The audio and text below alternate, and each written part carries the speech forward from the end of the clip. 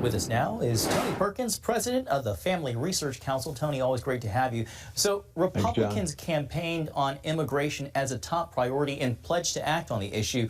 Tony, is the administration's move a step in the right direction? I think it is. I think they realize they've got a problem. The pressure has been building, and so I think they are taking some right steps. Now, they acknowledge that this is not what they really want to do, but they're being forced into doing it. So I applaud them for at least taking some elementary steps in addressing this crisis at our southern border. So a group of 20 Democratic governors just launched a coalition to protect abortion access, Tony, saying, this is a quote, "As governors representing nearly 170 million people across every region of the country, we are standing with all people who believe in reproductive freedom and health care." What do you make of this? I make it that they're digging their hole deeper. I want to go back to the earlier conversation you had about the division of the states. I think this is how we see the states becoming divided in the blue and red, life versus death. And what we've seen even in California over the last decade is that, especially accelerating, we see people leaving. They've lost 500,000 people out of the state of California. They've lost a congressional seat.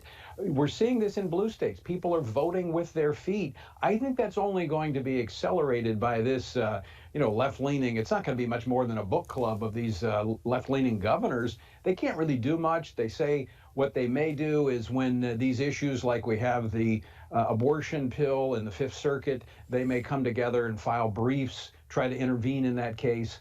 But there's not a whole lot they can do as red states protect human life and people who don't want their tax dollars going to abortion, which these Democratic governors are pushing for more of. I think you're going to see citizens leave those states.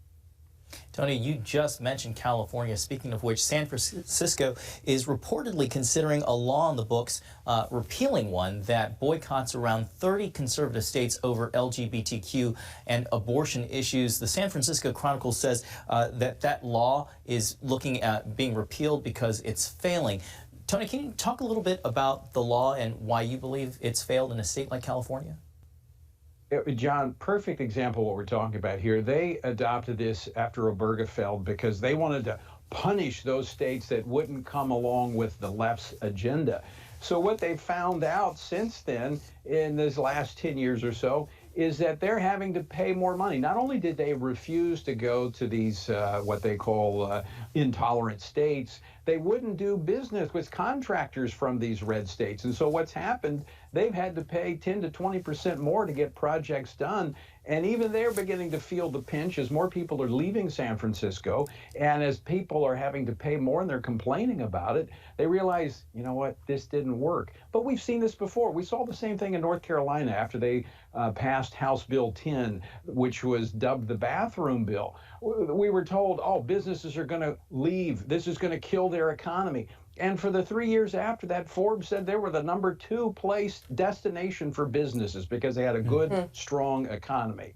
I mean, look, the left, they are locked in on their ideology, but it doesn't add up.